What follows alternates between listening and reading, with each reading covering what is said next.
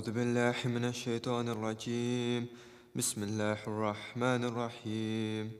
ياسين والقرآن الحكيم إنك لمن المرسلين على صراط مستقيم تنزيل العزيز الرحيم لتنذر قوما ما أنذر آباؤهم فهم غافلون لقد حق القول على أكثرهم فهم لا يؤمنون إنا جعلنا في أعناقهم أغلالا فهي إلى الأذقان فهم مقمحون وجعلنا من بين أيديهم سدا ومن خلفهم سدا فأغشيناهم فهم لا يبصرون وسواء عليهم أنذرتهم أم لم تنذرهم لا يؤمنون إنما تنذر من اتبع الذكر وخشي الرحمن بالغيب فبشره بمغفرة وأجر كريم إنا نحن نحيي الموتى ونكتب ما قدموا وآثارهم وكل شيء أحصيناه في إمام مبين واضرب لهم مثلا أصحاب القرية إذ جاءها المرسلون إذ أرسلنا إليهم اثنين فكذبوهما فعززنا بثالث فقالوا إنا إليكم مرسلون قالوا ما أنتم إلا بشر مثلنا وما أنزل الرحمن من شيء إن أنتم إلا تكذبون قالوا ربنا يعلم إنا إليكم لمرسلون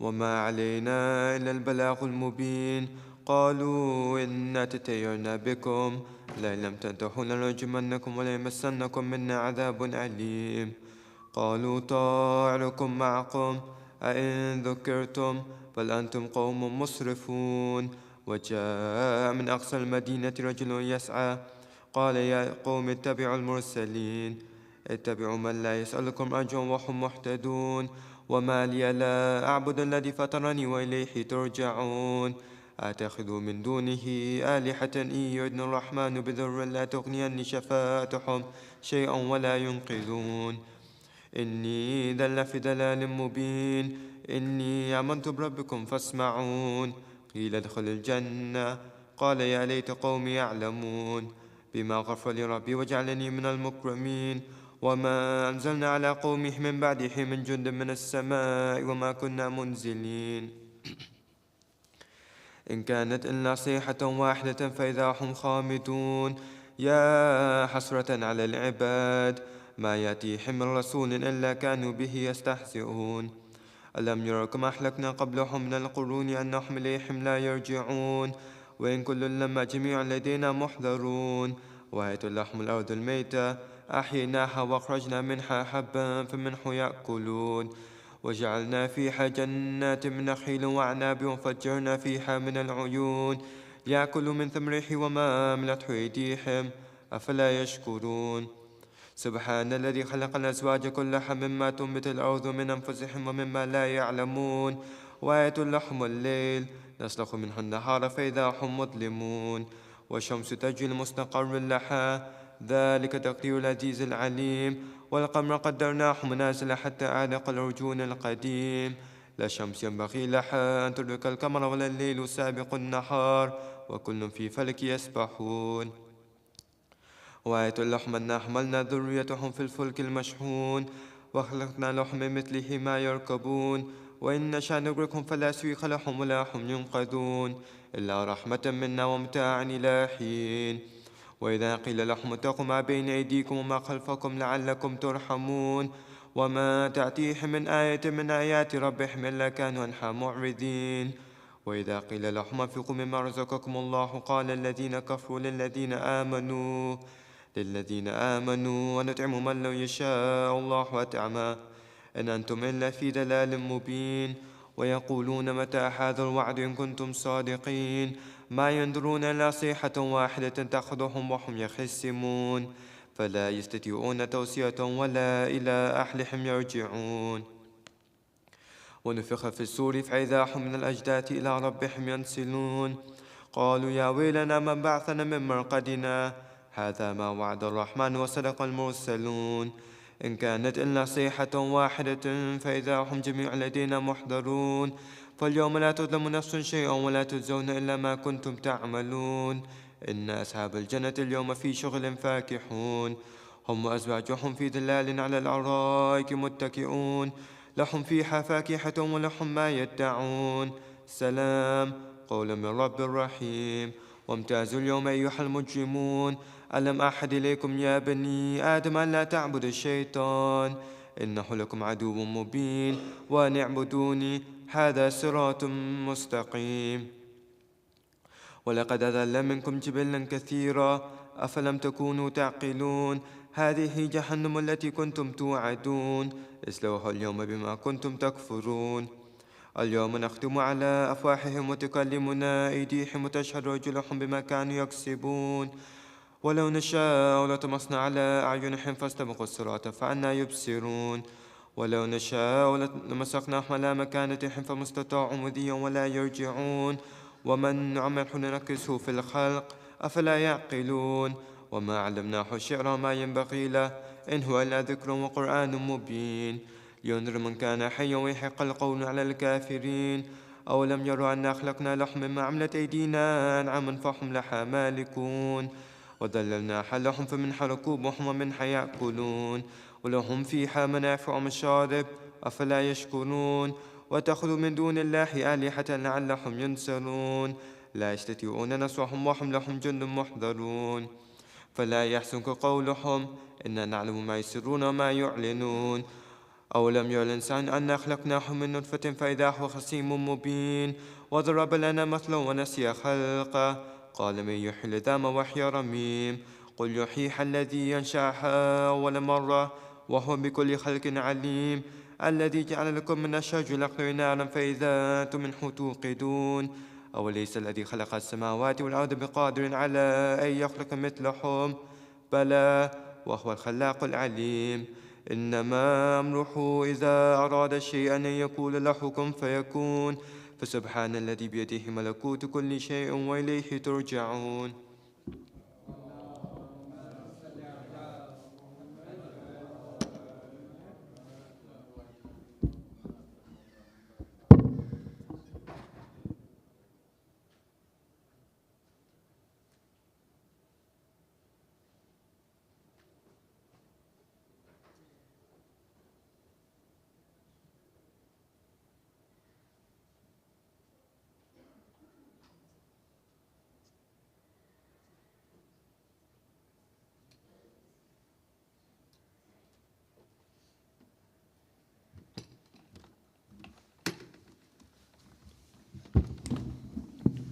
محمد وآل محمد صلوات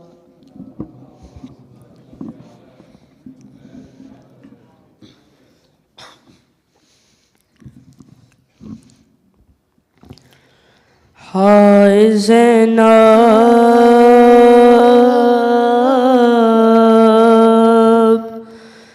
लुट रही है अज़ीज़ो तुम कहाँ हो हाय ज़ैनब लुट रही है अज़ीज़ो तुम कहाँ हो सूए कूफा जा रही है अज़ीज़ो तुम कहाँ हो मेरे हाशिम के जवानों जुल्म से हम को बचाए नो के नेज़ा सज चुकी है बीबियों की वो रिदाए, हम पे हर शय रो रही है। ए अजीजो तुम कहाँ हो, हमको दुर्रों से बचाए, कोई एक तो सुन ले नोहा, दश्ते गुर्बत कर रही है। आज हम पर खुद भी गिरिया, मेरी दुनिया लुट गई है। अजीजो तुम कहाँ हो, जिसको महमिल में सजा कर लाए थे मैं हूँ ज़ैनब, अपनी निगरानी में रख कर लाए थे मैं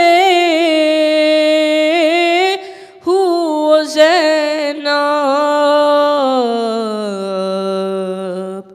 आज तन्हा हो गई है। अजीजो तुम कहाँ हो, मेरे बाबा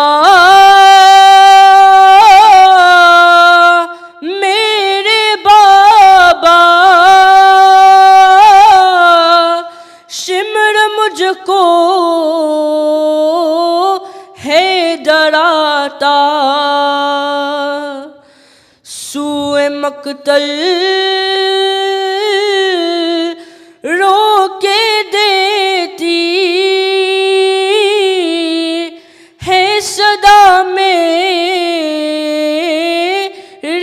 Sakina,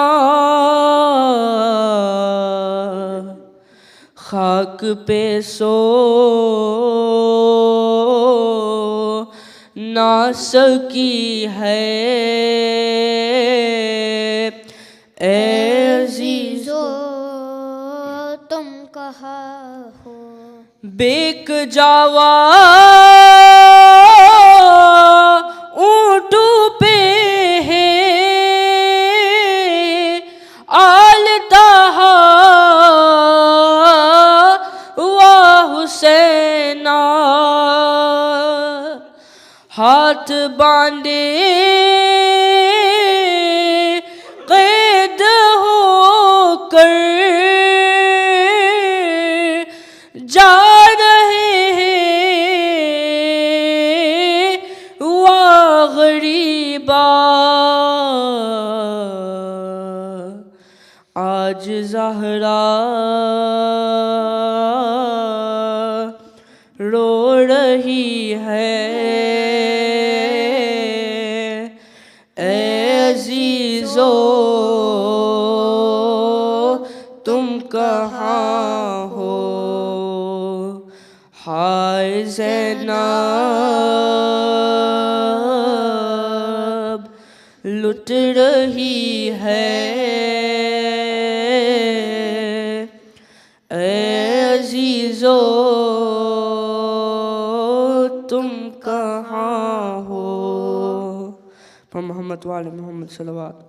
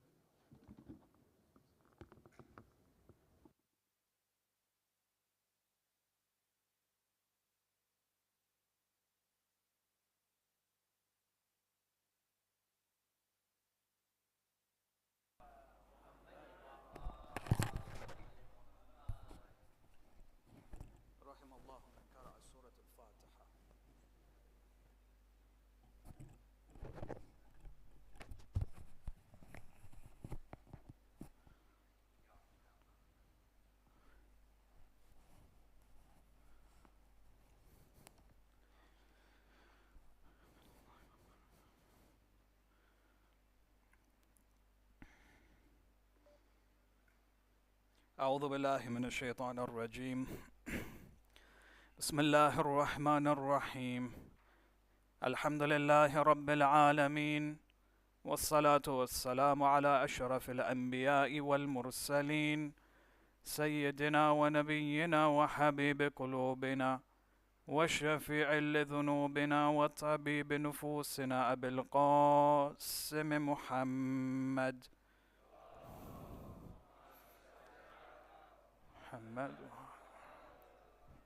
والصلاة والسلام على أهل بيته الطيبين الطاهرين المعصومين المظلومين، ولعنة الله على أعدائهم أجمعين إلى قيام يوم الدين.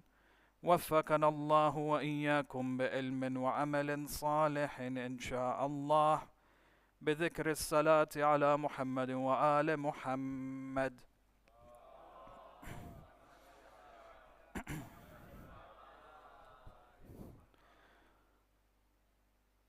أما بعد، فقد قال الله الحكيم في كتابه الكريم: بسم الله الرحمن الرحيم. أحسب الناس أن يتركوا أن يقولوا آمنا وهم لا يفتنون. آمنا بالله، صدق الله العلي العظيم. اللهم صل على محمد وعلى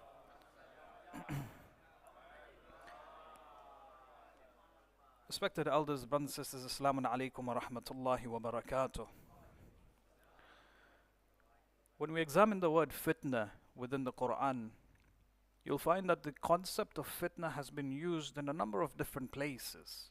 But what's even more interesting is that the word fitna has been used to give and deliver a number of different meanings as well.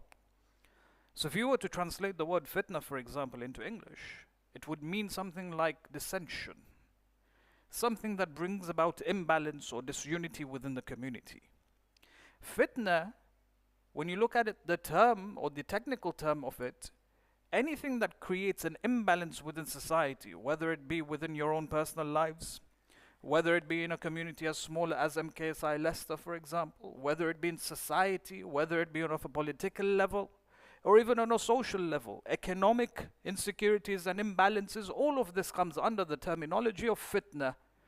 When an imbalance is created, where one side with another begin to quarrel and fight, you would technically say that this now has created a situation where fitna is vibrant and the community is now falling into the state of dissension. But when you turn to other verses of the Holy Quran, Allah, when He uses the word fitna, He doesn't imply, or there's no implications to the word of dissension. In fact, Allah uses the word fitna for a number of different ideas and concepts. So for example, the first word fitna, or the first element or meaning of fitna that's used within the Quran, is when Allah begins to speak about trials and imtihanat, examinations. Imtihan, ikhtibar. The ayah of the Holy Quran is very clear with this regards. Allah says, Ahasib an-nas, does man think that he will be created and he will be left on this earth, and for the human being to say, I believe, and that's it? He says, no, the believer will go through different trials and trials and examinations within his life. He will go through moments of peace and comfort, but also discomfort and adversities. Fitna will be part and parcel of this person's life. وَهُمْ لَا يُفْتَنُونَ, that this person will say, look, I'm a believer, and he will not be trialed and tested. He says, no, the reality is the opposite. The human being will go through many different trials and adversities in his life. That fitna will prove to him whether he is successful in holding on to Allah subhanahu wa ta'ala, or he is weak enough to move away from Allah. The ayah that's famous with regards to children and wealth, وَعَلَمُوا أَنَّ أَمْوَالَكُمْ إِنَّمَا أَمْوَالَكُمْ وَأَوْلَادُكُمْ fitna. Know that your wealth as well as your children are a source of fitna for you. What does that mean? A source of dissension for us? No. It's a form of trial and tribulations for us. The whole procedure of tarbiyah is extremely hard. Imagine to engage in the upbringing of a person for 20 years at least, minimum it takes 20 years to raise a child. And to be there on top of everything to make sure that you're adhering to the sunnah of the Holy Prophet of Islam as well as the Ahlul Bayt. It's not very easy. It's very, very difficult. Tarbiyah is a form of fitna. It's a form of trial and adversity for us. Especially now in this generation where society has changed drastically compared to our generations 20 years ago, 30 years ago, or even 40 years ago. So you find that this concept of wealth as well as children is a form of trials and tests for us. How we pass, if we pass or if we fail, that depends on how our outlook is with regards to our children and our wealth. You know, very interestingly, if you look at the Holy Prophet of Islam, the Holy Prophet of Islam was a prophet for how many years? 23 years, roughly. 23 years, imagine, to nurture, to engage in the tarbiyah of an entire community. There's a reason why the Prophet appointed Amir al-Mu'mineen alayhi salam. The whole concept that people should appoint someone from amongst them doesn't make sense. Because the Prophet engaged in the tarbiyah of a community for 23 years. 23 years it takes the tarbiyah to perform the tarbiyah of a child, let alone an entire community.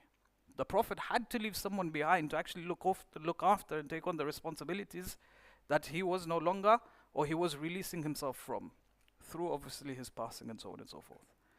So you find that the first meaning of fitna within the Quran is the concept or the idea of imtihan, ikhtibar, when you go through a set of trials and tribulations within your life. You find that there are those who in this world, the Quran mentions the reality and the identity of certain individuals. He says that there are certain individuals, they go about calling themselves Muslims, but Islam and the heart towards Islam is only based on their tongue. They follow Islam purely based on what's there on their tongue. هو الذي أنزل عليك الكتاب منه. Sorry, صلوا على محمد وآل محمد.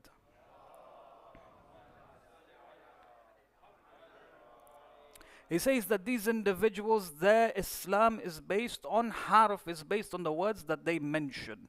When they go through certain musibah and certain bala in their lives, you find that they will move away from the religion of Islam. But when they come across certain good things in their life, they will blame Islam for it, or they will use Islam as a reason for that. So imagine, this was based on the tafsir of certain Bedouin Arabs. They came towards the religion of Islam. When they embraced the religion of Islam, they saw that their herd stock was rising. The children, they had boys, so that was rising. The population in their own tribes was rising. They became wealthy for a while. They turned to the Holy Prophet of Islam and they said, it's because of Islam. We became Muslims and Allah showered us with all of these different blessings. But then when the period of trials and tribulations entered their lives, certain children, for example, they had certain females, infants. The narration mentions that sons weren't given to them, but female infants were given to them. They lost some of their wealth. Some of the cattle died because of certain droughts that took place. They turned to the Prophet of Islam. They said, look, these bala is because we became Muslims. It's because of Islam that we went through these different adversities. And eventually all of them left the religion of Islam. So you find that there are certain individuals, they will blame Islam for their times of comfort, but then at the same time, they will also blame Islam if they go through a period of discomfort as well. So the first meaning of fitna is when a person goes through certain trials and tribulations in their lives. The second meaning of fitna is what is known as dalal, is when a person begins to spread misinformation with regards to the religion of Islam. Active misrepresentation or misrepresenting the knowledge or the sciences of Islam. The ayah is clear in this regards. هو الذي أنزل عليك الكتاب منه آيات محكمات هن أم الكتاب وأخرى متشابهات. Allah says that this Quran, the book that's there in front of us, there are many verses which are muhkam, but then there are many verses which are mutashabihat. Muhkam meaning that there are many clear verses. Mutashabihat meaning there are many metaphorical, ambiguous verses as well. He says, فَأَمَّا الَّذِينَ فِي قُلُوبِهِمْ زَيْغٌ. But for those who have this illness within their heart, they have this spiritual illness within their heart, فَيَتَّبِعُونَ مَا تَشَابَهَ مِنْهُ ابْتِغَاءَ الْفِتْنَةِ. What they do is they come towards the Quran and they will try and interpret the Quran based on certain sciences which are not acceptable. When you look at the tafsir or the science of tafsir, we either use other verses to perform tafsir of certain verses, or we use riwayat, or we use, for example, the Arabic language. But then there are those who come forward and they perform the tafsir of the Holy Quran based on the opinions that's there in their heads. Tafsirun bil-ra'i is absolutely condemned by the Ahlul Bayt. And those who perform tafsir bil-ra'i, the Holy Prophet of Islam says, may they prepare themselves for the fires of hell. Tafsir bil Ra'i is when I have a concept in my mind. There's an idea right here in my mind. It's not there within the Holy Quran. But then I open the Quran, I go through it verse by verse. I come across a certain verse that is very close to what's there within my mind, and I concoct the meaning of that verse so that it suits what's there in my mind. And then I project it towards the people of the community. My idea corresponds to the ayat of the holy verses. When you refer to the tafsir of that particular verse, nothing is mentioned amongst the great mufassirin that have come before. Not within the Shi'i school of thought, not within the Sunni school of thought. It's a new idea that was pushed through tafsirun bil Ra'i. Most of it has happened. A lot of it is happening today in this day and age as well. So you find that the second meaning of fitna is when a person engages in dhalal, he misrepresents the actual teachings of the Holy Quran. One of it being through tafsirun bil Ra'i. The third meaning of fitna is when a person engages in niza', when a person engages in argumentations, quarrels, beef that exists between two parties. This is something that we know of when it comes to the idea of fitna, dissension that is created within the community. Some scholars create a link. They say that the second reason or the second interpretation of fitna, when a person misuses or brings forward, for example, misconstrued understandings of the Holy Quran, this causes dissension as well. And how many stories have we heard of, for example, two families in the community differing with one another based on certain ideas of the religion of Islam? Islam is, it promotes a healthy, strong society. Families should be bonded with each other. If someone comes and says something new, it's not a reason to break any communications that exist within the family. Anyways, you find that the ulama, when they come towards the word fitna, they say the third meaning of fitna is when there is a dissension that is caused within the community. When dissension is caused within the community, the Quran steps in and says, Al-fitnatu wal-fitnatu ashaddu min al-qatl. In a different verse, Al-fitnatu akbaru min al-qatl. It's much more severe than the act of murder. Imagine, murder is not something that is let go very easily, especially within the laws of the land, especially within the Sharia law as well. The ramifications of murder is extensive, it's very strong. The ramifications of murder within society as well is something that is irreparable. But then Allah says the consequences of fitna is far worse than murder. The consequences of fitna is far worse than murder. The reason being is because through fitna people can dissociate, the people can create or destroy a link with Allah subhanahu wa ta'ala. When that spiritual link is destroyed, people move away from Allah, and that has ramifications later on. You'll find a community that is based on nothing but what is physical. There is no spirituality within that community, simply because of a fitna that existed many years ago. So very interestingly, the whole discussion of fitna, you'll find when you turn to Nahj al-Balagha, Amir al-Mu'mineen, majority of his sermons within Nahj al-Balagha, he deals with fitna.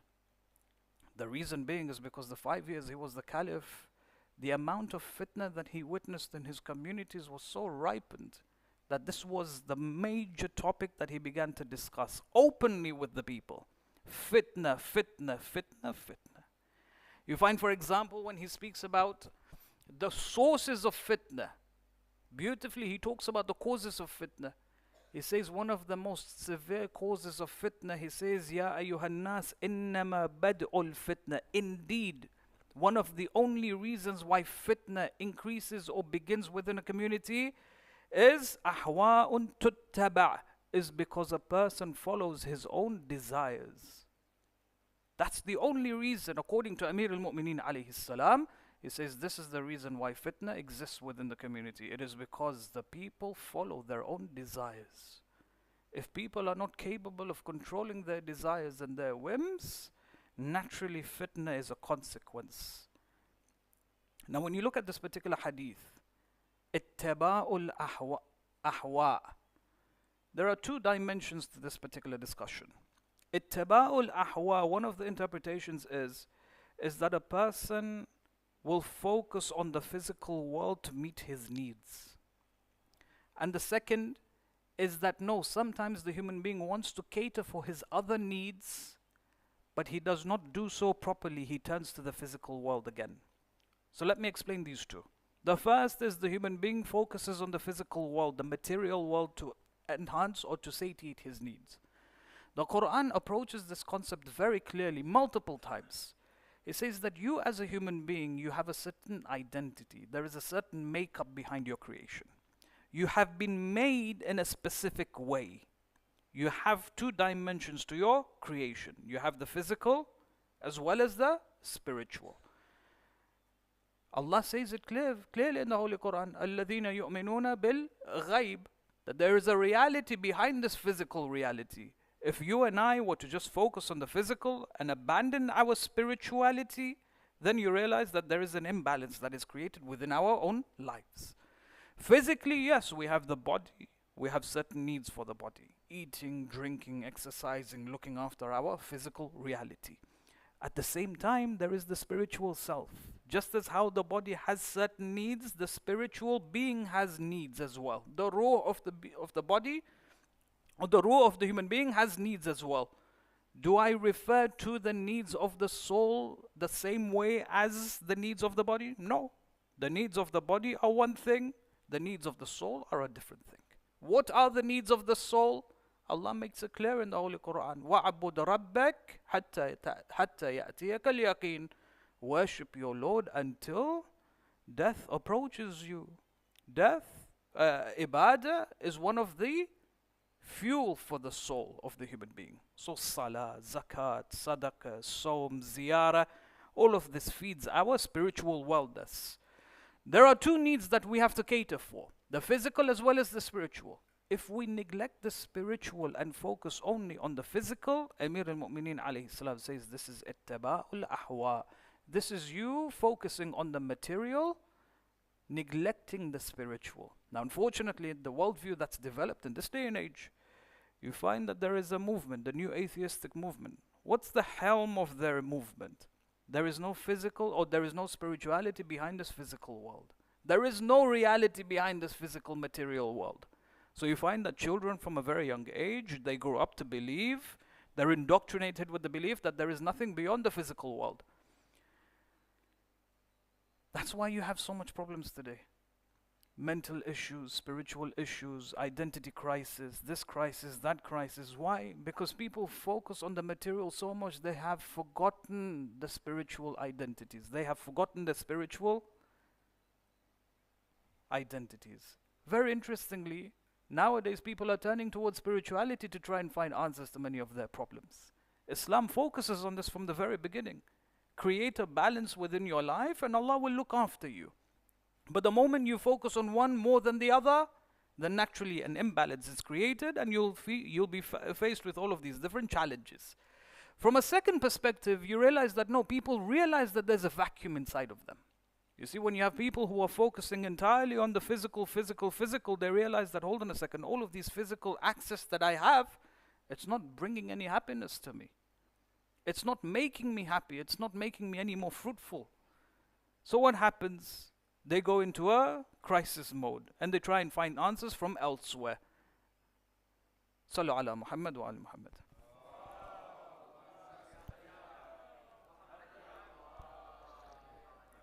The second one, inshallah.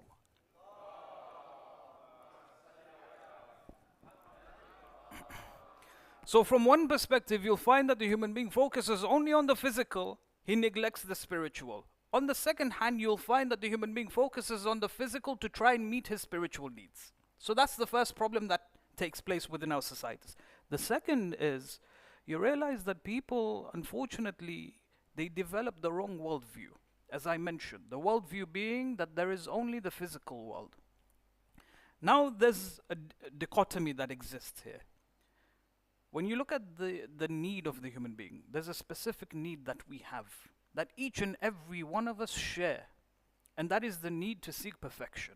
We all want perfection within our lives, each and every single one of us, and we don't want anything less. What is perfection? Or where can I seek this perfection from? If I believe deep down that there is no reality behind the physical, than I try to seek perfection from this physical world. Now, there's a beautiful thing with regards to this idea of wanting perfection. There's no limit to it. There's no cap. So when I seek perfection, I want more and I want more. And I'm not happy with whatever I have in my hands right now. If someone was to give you wealth, for example, you'd be happy with more. True? If you have health and you have a strong body, you would be happy if you had more as well. So you find that there is no limitations with wanting more. This is how Allah subhanahu wa ta'ala has programmed us. Now, if I believe that the world is the source of perfection, there's a problem here. I realize, for example, that there are certain areas that the world provides perfection for. But the problem here is that I realize that there is a limitation to it. So let me give you an example. When it comes to health, when I'm strong and I am healthy, I find myself or I see myself closer towards perfection. But then over a period of time, that health deteriorates. And the energy that I have in my body becomes weak. Let's take the example of wealth. Today you'll have a person who has wealth in his hands. Tomorrow you'll find a person, that same wealth that was there in his hands was taken away from him. The pandemic was a clear example of how so many people lost their businesses and lost their incomes and so on and so forth. One day they're wealthy, second day they can't maintain that lifestyle that they've created in times of wealth. So they fall into, for example, bankruptcy or financial distress. Let's take the example of fame and influence. You'll have today, for example, you'll have a person who is absolutely powerful, very influential. It takes one video or one tweet nowadays to destroy the entire reputation of that person. When I turn to the world and I say that the world is the source of my perfection, wealth, health, fame, influence, and all of these things, I realize, well, hold on a second, this is not truly perfect. Why? Because there are fluctuations in it.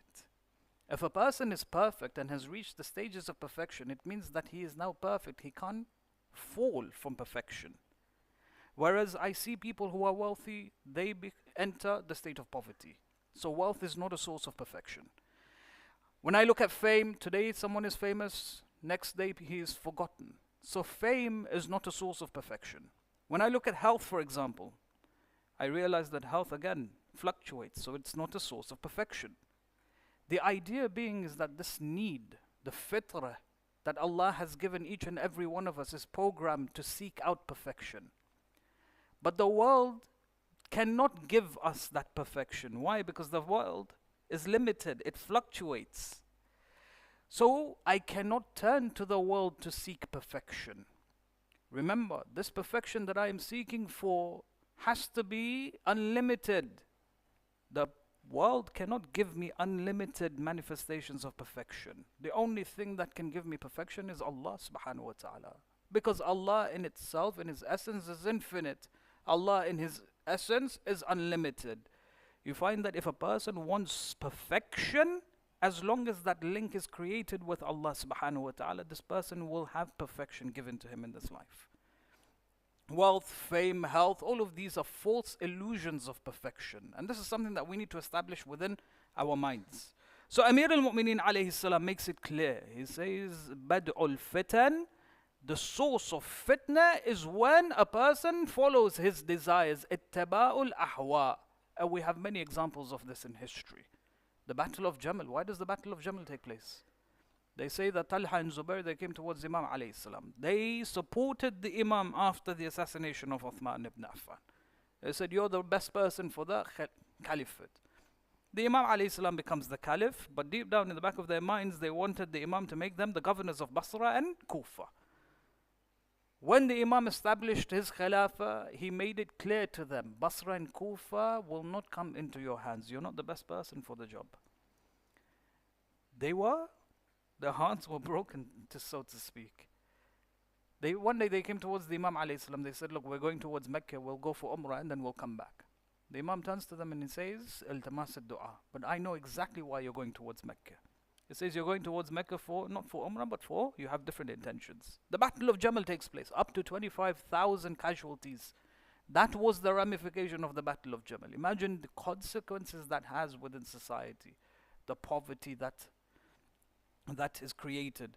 Because there are, for example, people not willing to or not able to support their families because obviously the casualties of the Battle of Jamal. You look at Kerbala, just a few hours before Kerbala takes place, Imam alayhi salam sits down with Umar ibn Sa'ad. Umar ibn Sa'ad was the cousin of Imam al-Husayn alayhi salam. They were relatives. He sits down. On one side it was Umar ibn Sa'ad, his son and one of his close compatriots. Imam Husayn alayhi salam, alongside him Ali al-Akbar, alongside him Abu Fadl al-Abbas. 6 people in a tent, face-to-face conversation. He says, Ya Umar ibn Sa'ad, do you know who I am? He says, of course I know who you are. He says, then join me. Join me. We will lead an uprising against Yazid ibn Muawiyah. He says, I fear that they will destroy my house. He says, I will build a new house. He says, if that's what you're worried about, I will take on the responsibility of building a new house for you.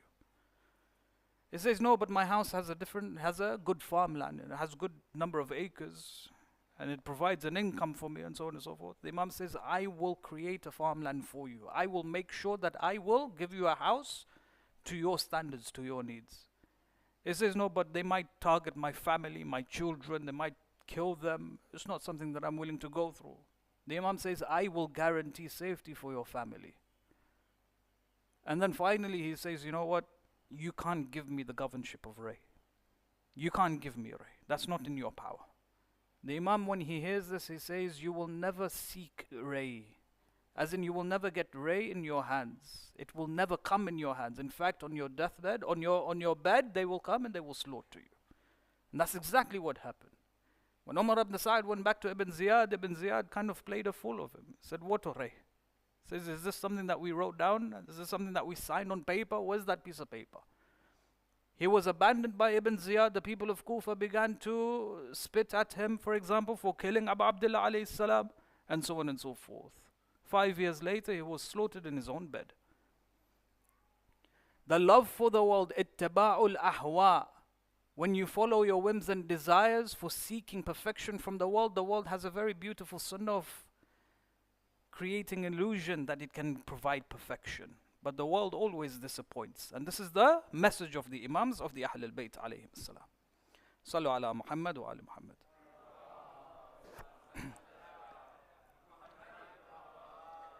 There's one particular narration that is found in Rawdatul Kafi of Imam al-Kulayni, of Ayatollah Sheikh al-Kulayni. Very interesting hadith, very lengthy hadith, where Imam Sadiq alayhi salam goes into the description of how fitna will appear in this world towards the end of times. You see, one of the reasons why I believe in the authority of Imam Sadiq alayhi salam is because of a hadith, a narration like this. Because the Imam predicts, he prophesies all of the different manifestations of fasad and fitna that will happen centuries later. And we're going through this in this day and age. And some of these things that the Imam highlights is something really that we need to think about. You find, for example, the Imam, when he begins the descriptions of fitna in the world, when he speaks with his companions, he says, وَرَأَيْتَ الدِّينَ قَدْ انْكَفَأَ كَمَا يَنْكَفِئُ الْمَاءِ. He says the principles and the elements of this religion, the foundations of this religion, it will begin to recede the way water recedes in the shore. People won't pay attention to it. He says, وَرَأَيْتَ أَهْلَ الْبَاطِلِ قَدْ اسْتَعْلَوْا عَلَى أَهْلِ الْحَقِّ. He says the people who represent batil, they will have a higher authority over the people who represent haqq. It's as if they will subjugate the people of haqq. And then he says, وَرَأَيْتَ الشَّرِّ ظَاهِرًا لَا يُنْهَ عَنْهُ. He says evil will manifest in this world. It will make itself apparent. And no one will speak out against it. وَيُعَذَّرْ أَصْحَابُهُ. And the people who support this evil, they will make 1,000 different excuses to say why it should be the way it is. وَرَأَيْتَ الْفِسْقَ قَدْ ظَهَرَ. People will disobey Allah subhanahu wa ta'ala in open, and no one will care about this. It says, وَرَأَيْتَ مُؤْمِنْ صَامِتًا لَا يُقْبَلُ قَوْلُهُ. It says the mu'min, his heart it's as if it's on fire. He sees all of these different tragedies taking place in his community. He speaks out. But then the people will force him into silence. People will not listen to him. وَرَأَيْتَ الْفَاسِقِ يَكْذِبْ وَلَا يُرَدُّ عَلَيْهِ. He says the fasiq will come, he will lie, blatantly lie on your face, but no one will care for it. People will accept his lies. People won't challenge him with regards to his lies. وَرَأَيْتَ الصَّغِيرَ يَسْتَحْقِرُ بِالْكَبِيرِ. He says the young one will come and he will disrespect the old. You see, Imam alayhi salam in this particular hadith, he looks at the spiritual state of the human being. And then he talks about the fitna that will arise in our own individual lives. And then he looks at the community. And then he says that fitna will be observed in the communities. This is how it will manifest itself in the communities. And some of these things are happening today, by the way. Let me carry on. It says, وَرَأَيْتَ الْأَرْحَامَ قَدْ تَقَطَّعَتْ. It says the womb relatives, they will break relations with one another. It says it will be very easy for a person, for two brothers to break off relationships with one another. وَرَأَيْتُ أَن يَمْتَدِهُ بِالْفِسْقِ يَضْحَكُ مِنْهُ. It says the people will come and they will display disobedience of Allah subhanahu wa ta'ala, and the people will smile and support him in it. And then he says, وَرَأَيْتَ الْكَافِرْ فَرِحًا لِمَا يَرَى فِي الْمُؤْمِنِ مَرِحًا. He says the kafir, he will become happy when he sees the Muslim mu'min unhappy. You see, when fitna and fasad increases in the community, the mu'min, he feels hurt. He wants to change the community, but he realizes that he doesn't have the power to do so. The kafir will become happy when he sees the mu'min in this state. And then he goes on to say, وَرَأَيْتَ بَيْتَ اللَّهِ قَدْ أُطِّلَ وَيُؤْمَرُ بِتَرْكِهِ. He says the house of Allah in Mecca, this is very important, by the way. The house of Allah in Mecca, it will be abandoned. No, people will order their followers not to go towards Umrah or Hajj. You see, as Shias, we've created an imbalance in our traditions, in our heritage. And that is, we focus so much on ziyarat. We've abandoned Umrah and Hajj as well. We focused one area of the world, but we don't focus on the heritage, the source of Islam. There is a lot of barakah going for Umrah and going for Hajj. They say, no, but on the day of Arafah, for example, Allah looks at the people of Kerbala before he looks at the people of Hajj. It says imbalance. The balance has to be created. If you're constantly going to Kerbala 3-4 times a year, maybe perhaps take some of your time to go for Hajj. Take some time to go towards Umrah as well. Create that balance. The A'immat al-Athar, yes, they would perform the ziyarah of their grandfathers, but they would also go for Hajj and Umrah as well. You hear a person going for ziyarah many times a year. Umrah, it's not there in any plans. Hajj, not there in any plans. We have to create that balance. And then he says, وَرَأَيْتَ الرِّجَالِ. It says, وَرَأَيْتَ الرِّجَالِ يَتَسَمَّنُونَ لِلرِّجَالِ وَالنِّسَاءَ لِلنِّسَاءِ. These portions of this particular hadith, the Imam speaks about homosexuality that will be rampant within the communities. He says men will prepare themselves for men. Women will prepare themselves from women. اكتفى الرجال بالرجال والنساء بالنساء. Men will suffice themselves with men, women will suffice themselves with women. وَرَأَيْتَ النِّسَاءَ يَتَزَوَّجْنَ النِّسَاءَ. He says women will marry other women as well. وَكَانَ صَاحِبَ الْمَالِ أَعَزُّ مِنَ الْمُؤْمِنِ. He says those who have wealth in their hands, they are more dignified than others in the community. وَرَأَيْتَ الْحَلَالُ يُحَرِّمُ. The halal will slowly become haram. Well, we see many of these manifestations today. And then he says the halal, he says the halal will become haram. It's very interesting here from this perspective. The halal will become haram. What does that mean, the halal will become haram? We know that haram will become halal. We see that many a times today. But how does halal become haram? It says people won't be able to speak out properly. And when they do and present the real knowledge and the position of Islam, they will be condemned to the fullest degree. And the Imam goes on and on and on. He talks about how incest will become a norm and part of society and so on and so forth. Slowly, what is haram will become halal. Finally, what is our responsibility in the time of fitna? So now I've understood that the Imam alayhi salam has actively projected the different manifestations of fitna that will be rampant within the communities. What responsibility do I have? Amir al-Mu'mineen, again in Nahj al-Balagha, a very beautiful hadith he presents. He says, Kun fil fitnati kibn al-laboon. He says, during the time of fitna, be like the baby camel. What's a baby camel? Ibn al-Laboon is a baby camel of 2 years. It's just entered the 3rd year. A baby camel, you can't use it for anything. You can't carry anything on its back. And it doesn't have any milk to provide you with. And it doesn't have anything to provide you with. There's no benefit from it whatsoever. Yes, you look after it, you provide for it food. But a baby camel of 2 years, it has no benefit for you whatsoever. No back, no milk. He says in the time of fitna, be like the Ibn al-Laboon, like the baby camel. When you see two parties who are fighting against one another, and deep down you know that one party is right and the other party is wrong, what's your responsibility? You stand for haqq and you represent the haqq. This is our individual responsibility. Regardless of who it is. Amir al-Mu'mineen never shied away from this. When he saw two parties and one was haqq, even from amongst his own family members, he spoke out. He says, but what happens when you have two parties who are both batil? They're both wrong. This one is wrong and that one is wrong. What's your responsibility? He says, be like the Ibn al-Laboon, be like the baby camel. Don't show support to neither of the two parties. Stay out of it, stay neutral. They're both wrong. Do not let any party benefit from your participation. Just as how you would not seek any benefit from the Ibn al-Laboon. That's a very powerful advice. Sometimes we feel compelled that we have to support one over the other. This person's a friend, this person's a family member. Is wrong. There's no need to get involved. Be like the baby camel. Develop a neutral position. In the times or in a feud between haqq and batil, yes, we have the responsibility to support haqq. But when there are two parties, both of them are batil, there is no reason to get involved whatsoever. The second is that we develop basira within ourselves. How do we develop basira within ourselves? We struggle spiritually. We interact with the ahkam that Allah subhanahu wa ta'ala has delivered for us. That's how we develop spiritually. But we can't do that because that's a lot of effort for us. So what do we do naturally? We refer to people who have basira.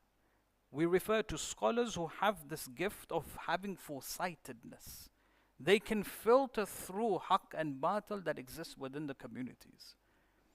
Referring to the marajah, there's a reason why so many people encourage the mu'mineen to refer back to the marajah. It's not because of their influence and power and knowledge. It's because of their spirituality. They can see truthfulness from falsehood. And the only thing that they can do is advise to the mu'mineen that, look, according to our understanding and expertise, this is not something that we agree with.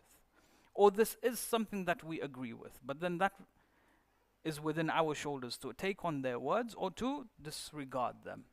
And I don't understand why there is so much hate towards the marajah in this day and age especially. I can't fathom why there is so much hate towards the marajah. When you have a person who is spiritually powerful, just enter their presence and you'll see how spiritual they are. We talk so much behind their backs, but when we enter their presence, it's as if we've become silent. Khob, their spirituality allows us to understand truth from falsehood. You see, sometimes people ask the question, why is it that certain marajahs speak out against certain individuals? We live in a time of freedom, isn't it? Intellectual freedom. Everyone has a, for example, opinion. Have you not come across the idea that perhaps there are certain hadith from the A'immat al-Athhar where they say that in the time of fitna, if an alim remains silent, it's as if he is part of fitna itself. Many of them take on the responsibility to talk out against fitna because they see it their responsibility to present certain information to the mu'mineen. When we turn to Kerbala, they say that when Burair entered the battlefield, some of the enemies, when they came rushing towards Burair, one of them said to his friend, he said, do you not know who you are fighting? He said, no.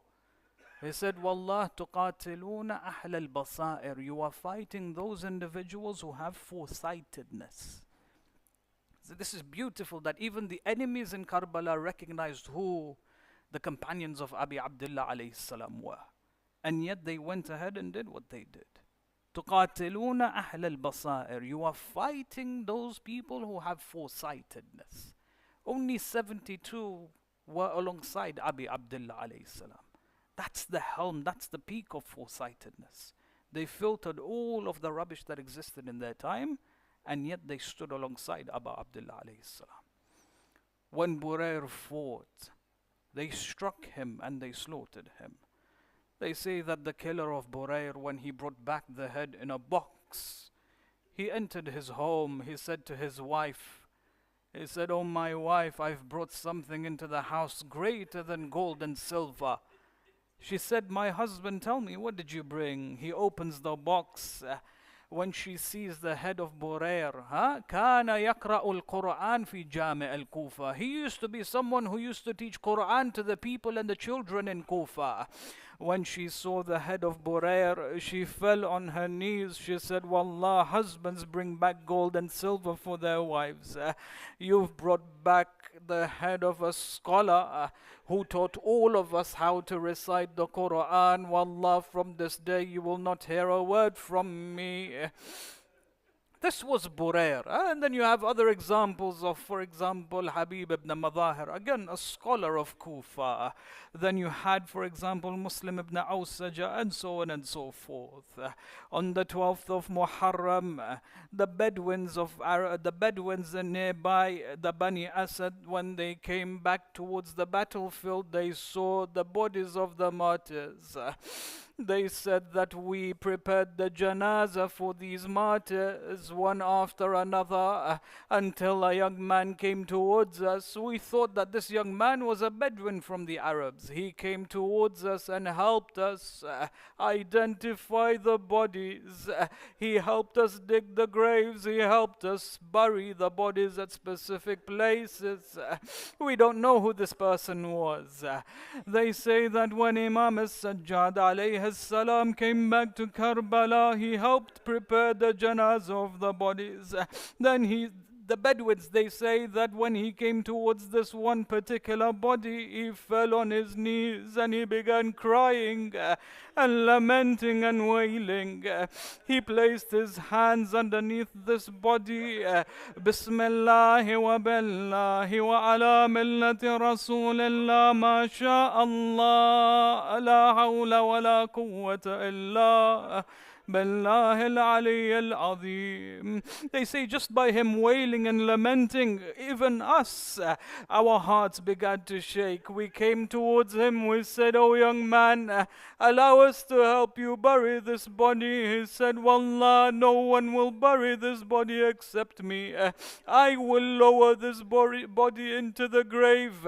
We asked him, we tried to talk to him, that will help you, but he refused our assistance. Then slowly he began to lower the body of Abi Abdullah alayhi salam. When he lowered the body of his father, he then rested his head on his neck and he said, "Oh my father, the world has become black after you, the world has become dark after you, and the nights have become sleepless. But how the akhirah has been illuminated by your presence, and the tears never dry. Oh my father, may Allah allow me to join you very soon." Then he buried the body. When they came towards him, they said, "Oh young man, tell us who this person was. Tell us who you are." He replies, he says, "Oh people, I am Ali ibn Husayn ibn Ali ibn Abi Talib. This was my father, Abi Abdullah alayhi salam." Inna lillahi wa inna ilayhi raji'un. سيعلم الذين ظلموا أي منقلب ينقلبون. ماتم حسين.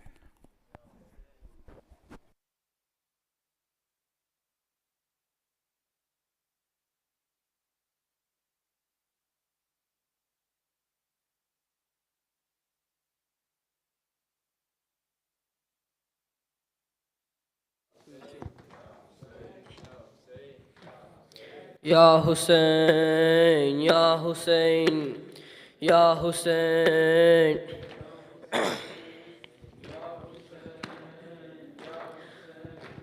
How long I longed for Kerbala to mourn you bain al-Haramain.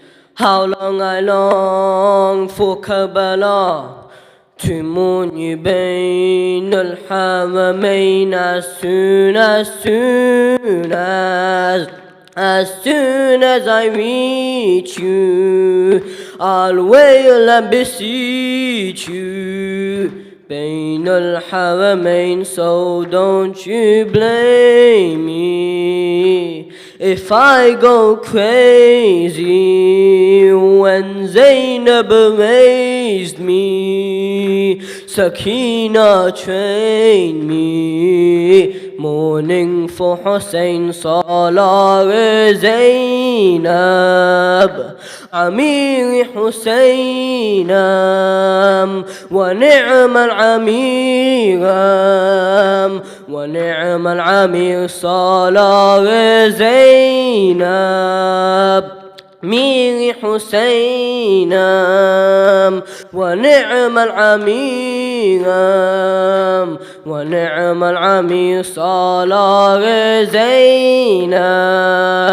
عمير حسين ونعم العمير ونعم العمير سميت كربلا leave me there سميت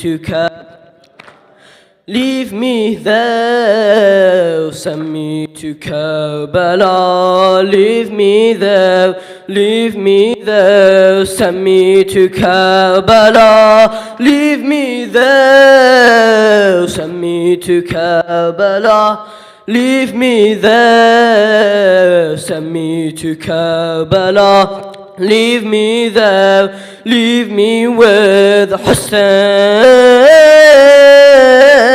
Husayn Husayn Husayn Husayn Husayn Husayn Husayn, daughter of Husayn, Sakina, after you she is Yatima, mother of Husayn, Fatima, watches over this arena. When your neck was struck with the sword, Husayn, Husayn, Fatima shed tears. And when your head was separated, Husayn, Husayn, and raised upon spears. And when the hands of your brother came back with no water, and Abbas said his final farewells to Husayn, his master, Kerbala, how did you greet him? Kerbala, how did you greet him? And when he fell, how did you meet him? And when Husayn needed the water, Al-Qamay, why won't you feed him? Al-Qamay, why won't you feed him? I'm calling on Taha's grandson. I'm calling on Taha's grandson. I'm falling on my knees and hands. I'm calling up to the one who Adam called, walking through your land. Adam called, walking through your land. I'm calling Husayn out, beating the chest to ease the pain. I'm calling Husayn out, beating the chest to ease the pain. Bain al-Haramain, I will lose my voice calling your name. Bain al-Haramain, I will lose my voice calling your name. I'm calling Husayn out, beating the chest to ease the pain. I'm calling Husayn out, beating the chest to ease the pain. Bain al-Haramain, I will lose my voice calling your name. Bain al-Haramain, I will lose my voice your name. Husayn, why Husayn? Why Husayn? Why Husayn? Why Kerbala? Mawla, Mawla, Mawla, Mawla. Dawsala, Zahra, Zahra, Zahra, Zahra. Martyred, martyred, martyred. Martyred, martyred, martyred. Martyred, martyred, martyred. Martyred, martyred, martyred. I'm calling Husayn out, beating the chest to ease the pain. I'm calling Husayn out, beating the chest to ease the pain. Main al-Haramain, I will lose my voice calling your name. Main al-Haramain, I will lose my voice calling your name. Husayn, why Husayn? Why Husayn? Why Husayn? Why Kerbala? Mawla, Mawla, Mawla, Mawla. Dawsala, Zahra, Zahra, Zahra, Zahra. Martyred, martyred, martyred. Martyred, martyred, martyred. Martyred, martyred, martyred. Martyred, martyred, martyred. Please recite Allah salawat.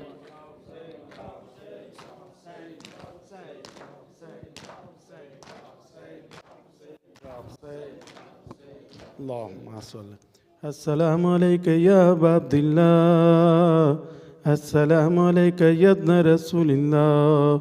السلام عليك يا ابن أمير المؤمنين وابن سيد الوسيل.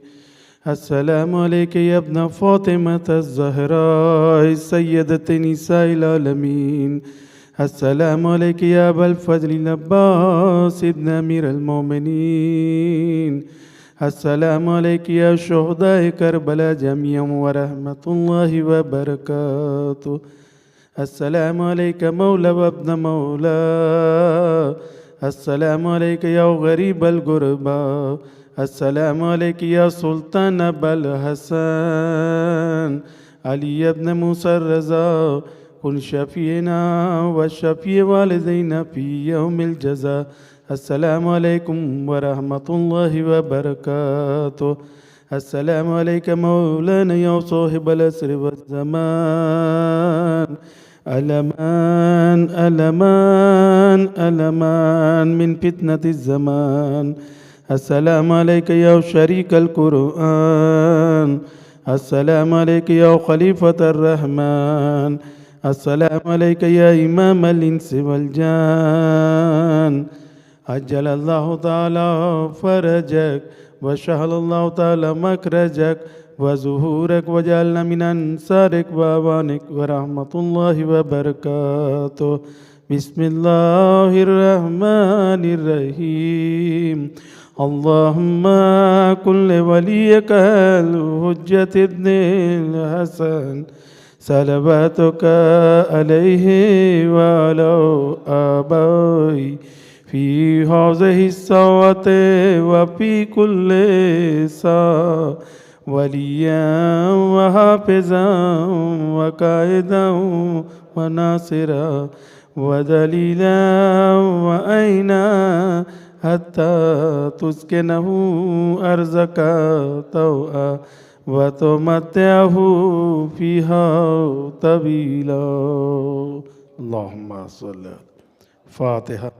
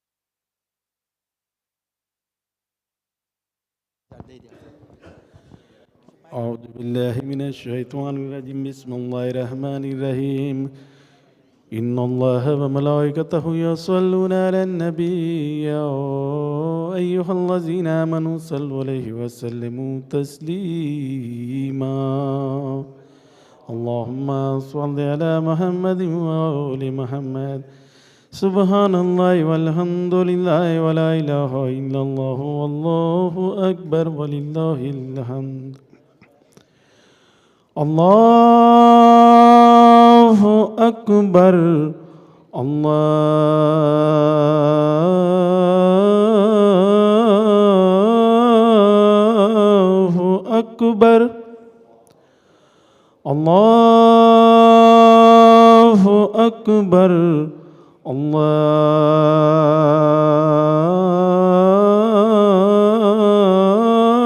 الله أكبر أشهد أن لا إله إلا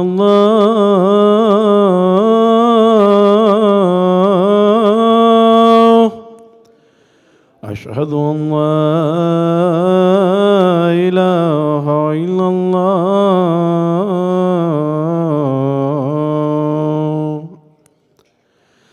أشهد أن محمدا رسول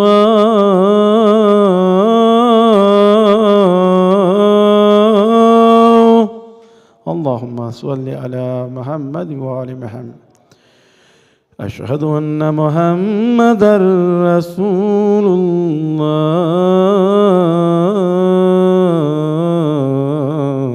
الله اللهم صل على محمد وآل أشهد أن مولانا أمير المؤمنين وإمام المتقين عليا ولي الله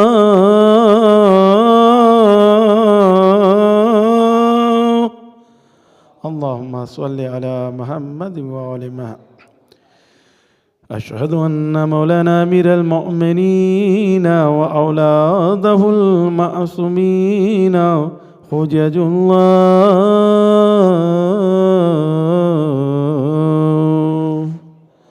اللهم صل على محمد وآل محمد حي على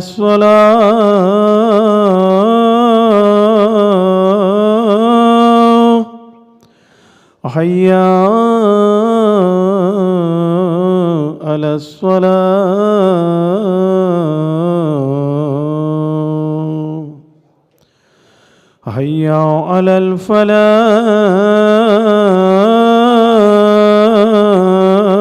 الفلاح حي على الفلاح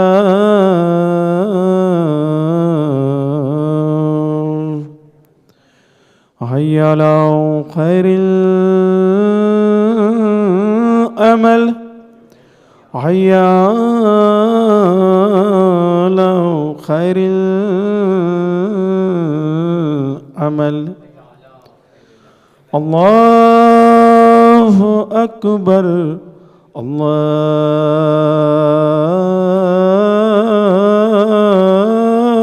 الله أكبر لا إله إلا الله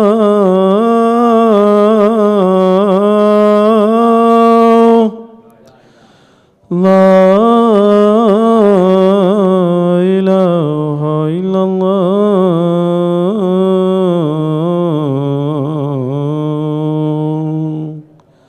اللهم صل على محمد وآل محمد بسم الله الرحمن الرحيم اللهم اجعل قلبي بارا وعملي سارا وعيشي كارا ورزقي دارا وأولادي أبرارا واجعل عند قبر نبيك محمد صلى الله عليه وآله وسلم مستقرا وقرارا برحمتك يا أرحم الراحمين اللهم صل على محمد وآل محمد بسم الله الرحمن الرحيم الله أكبر الله أكبر أشهد أن لا إله إلا الله أشهد أن لا إله إلا الله أشهد أن محمد رسول الله اللهم صل على محمد أشهد أن محمد رسول الله اللهم صل على محمد أشهد أن عليا ولي الله اللهم صل على محمد أشهد أن عليا حجة الله. اللهم صل على محمد وعلى محمد. هيا على الصلاة، هيا على الصلاة، هيا على الفلاح، هيا على الفلاح، هيا على خير العمل، هيا على خير العمل. قد قامت الصلاة، قد قامت الصلاة. الله أكبر، الله أكبر، لا إله إلا الله. الله أكبر. بسم الله الرحمن الرحيم.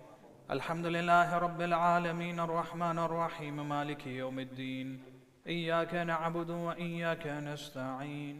اهدنا الصراط المستقيم، صراط الذين أنعمت عليهم غير المغضوب عليهم ولا الضالين.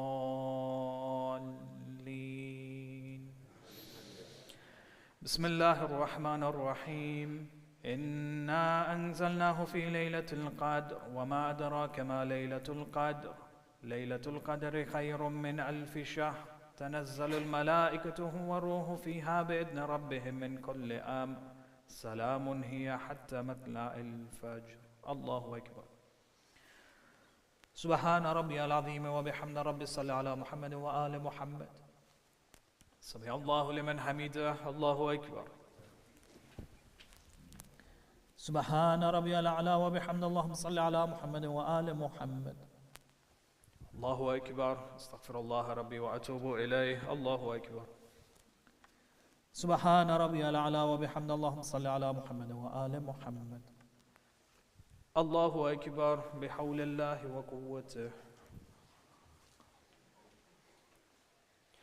بسم الله الرحمن الرحيم.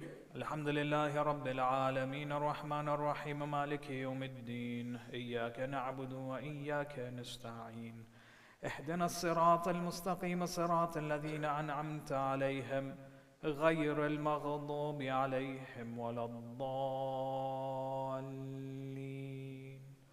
بسم الله الرحمن الرحيم. قل هو الله أحد، الله الصمد، لم يلد ولم يولد ولم يكن له كفوا أحد. كذلك الله ربي. الله أكبر. اللهم صل على محمد وآل محمد. ربنا لا تزغ قلوبنا بعد إذ هديتنا وهب لنا من لدنك رحمة إنك أنت الوهاب. الله أكبر. سبحان ربي العظيم وبحمد ربي. صل على محمد وآل محمد. سمع الله لمن حمده. الله أكبر. سبحان ربي الأعلى وبحمد. اللهم صل على محمد وآل محمد. الله أكبر. أستغفر الله ربي وأتوب إليه. الله أكبر. سبحان ربي الأعلى وبحمد. اللهم صل على محمد وآل محمد. الله أكبر. الحمد لله. أشهد أن لا إله إلا الله وحده لا شريك له، وأشهد أن محمدا عبده ورسوله. اللهم صل على محمد وآل محمد بحول الله وقوته.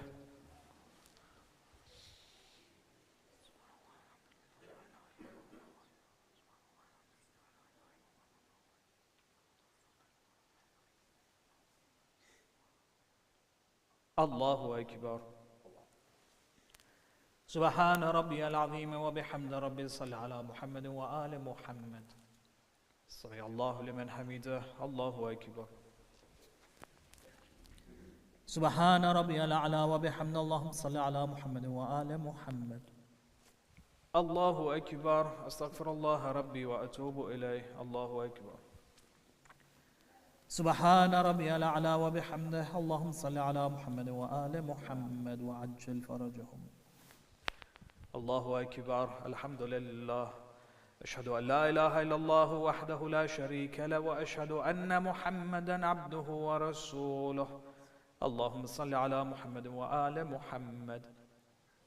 السلام عليك أيها النبي ورحمة الله وبركاته. السلام علينا وعلى عباد الله الصالحين. السلام عليكم ورحمة الله وبركاته. الله أكبر. الله أكبر. الله أكبر. لا إله إلا الله. اللهم صل على محمد وآل محمد.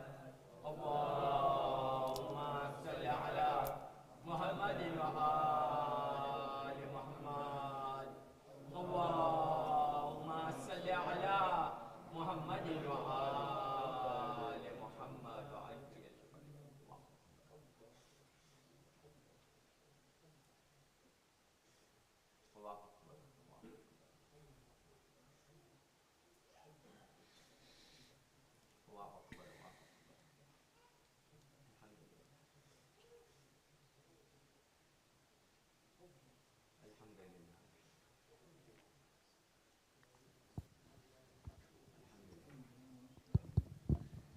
اللهم صل على محمد وآل محمد. بسم الله الرحمن الرحيم. اللهم إني أسألك موجبات رحمتك وعزائم مغفرتك والنجاة من النار ومن كل بلية والفوز بالجنة والرضوان في دار السلام وجوار نبيك محمد عليه وآله السلام. اللهم ما بنا من نعمة فمنك، لا إله إلا أنت، أستغفرك وأتوب إليك.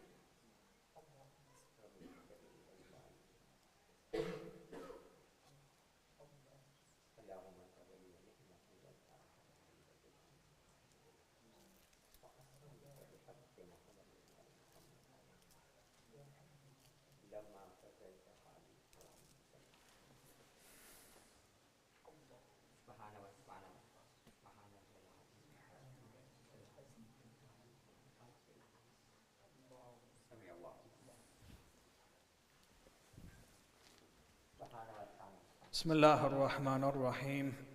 الله أكبر الله أكبر. أشهد أن لا إله إلا الله، أشهد أن لا إله إلا الله، أشهد أن محمد رسول الله. اللهم صل على محمد وعلى محمد. أشهد أن محمد رسول الله. أشهد أن عليا ولي الله. اللهم صل على محمد وعلى محمد. أشهد أن عليا حجة الله. اللهم صل على محمد. هيا على الصلاة، هيا على الصلاة، هيا على الفلاح، هيا على الفلاح، هيا على خير العمل، هيا على خير العمل. قد قامت الصلاة، قد قامت الصلاة. الله أكبر الله أكبر. لا إله إلا الله. الله أكبر. بسم الله الرحمن الرحيم. الحمد لله رب العالمين الرحمن الرحيم مالك يوم الدين. إياك نعبد وإياك نستعين. اهدنا الصراط المستقيم، صراط الذين أنعمت عليهم غير المغضوب عليهم ولا الضالين. بسم الله الرحمن الرحيم. والعصر إن الإنسان لفي خسر إلا الذين آمنوا وعملوا الصالحات وتواصوا بالحق وتواصوا بالصبر. الله أكبر. سبحان ربي العظيم وبحمد ربي صل على محمد وآل محمد. سمع الله لمن حمده. الله أكبر. سبحان ربي الأعلى وبحمد اللهم صل على محمد وآل محمد. الله أكبر. أستغفر الله ربي وأتوب إليه. الله أكبر. سبحان ربي الأعلى وبحمده اللهم صل على محمد وآل محمد. الله أكبر بحول الله وقوته. بسم الله الرحمن الرحيم. الحمد لله رب العالمين الرحمن الرحيم مالك يوم الدين. إياك نعبد وإياك نستعين. اهدنا الصراط المستقيم صراط الذين أنعمت عليهم غير المغضوب عليهم ولا الضالين. بسم الله الرحمن الرحيم. قل هو الله أحد الله الصمد لم يلد ولم يولد ولم يكن له كفوا أحد.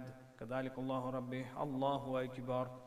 اللهم صل على محمد وآل محمد. ربنا هب لنا من أزواجنا وذرياتنا قرة أعين واجعلنا للمتقين إماما. الله أكبر. سبحان ربي العظيم وبحمد ربي. صل على محمد وآل محمد. سمع الله لمن حمده. الله أكبر. سبحان ربي الأعلى وبحمد. اللهم صل على محمد وآل محمد. الله أكبر. أستغفر الله ربي وأتوب إليه. الله أكبر. سبحان ربي الأعلى وبحمد. اللهم صل على محمد وآل محمد. الله أكبر. الحمد لله. أشهد أن لا إله إلا الله وحده لا شريك له وأشهد أن محمدا عبده ورسوله. اللهم صل على محمد وآل محمد بحول الله وقوته.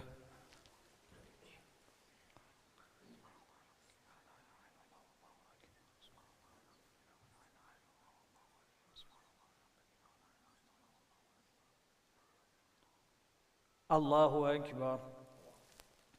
سبحان ربي العظيم وبحمد ربي. صل على محمد وآل محمد.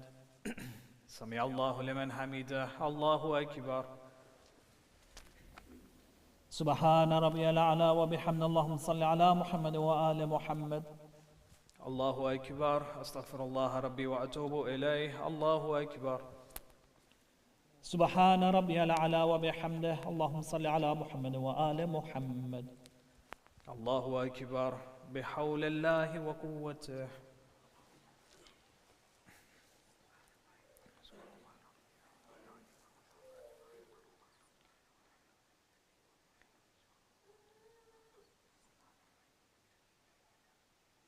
الله أكبر. سبحان ربي العظيم وبحمد ربي. صل على محمد وآل محمد. سمع الله لمن حمده. الله أكبر. سبحان ربي الأعلى وبحمد. اللهم صل على محمد وآل محمد.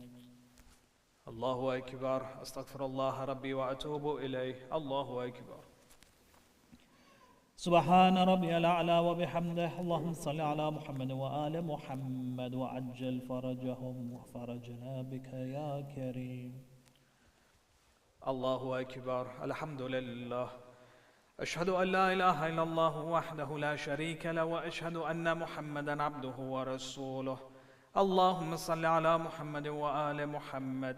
السلام عليك أيها النبي ورحمة الله وبركاته. السلام علينا وعلى عباد الله الصالحين. السلام عليكم ورحمة الله وبركاته. الله أكبر. الله أكبر. الله أكبر. لا إله إلا الله. اللهم صل على محمد وآل محمد. اللهم صل على محمد.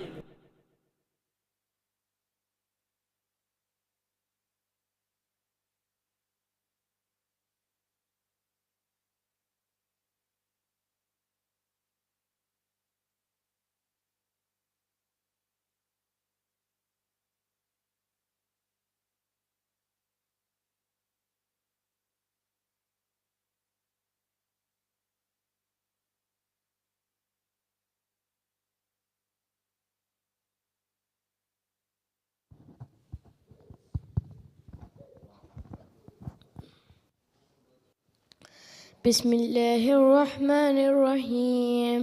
اللهم إنه ليس لعلم من موضع رزقي وإنما أطلبه من خطوات تخطر على قلبي فاجل في تلبيه البلدان فأنا فيما أنا تعلب كالهيران لا أدري في سل أم في جبل أم في أرض أم في سماء أم في بر أم في بحر وعلي دائما ومن قبل من وقت علمت أن علمه عندك وأسبابه بيدك وأنت الذي تقسمه بلطفك وتصبه برحمتك اللهم فصل على محمد وآله واجعل يا رب رزقك لواسعا مطلبه سهلا وما خزى قريبا ولن تؤنني بطالب ما لم تقدر لي فيه رزقا فإنك غني عن آزابي وأنا فقير إلى رحمتك فصل على محمد وآله وجد على عبدك بفضلك إنه ذو فضل لزيم.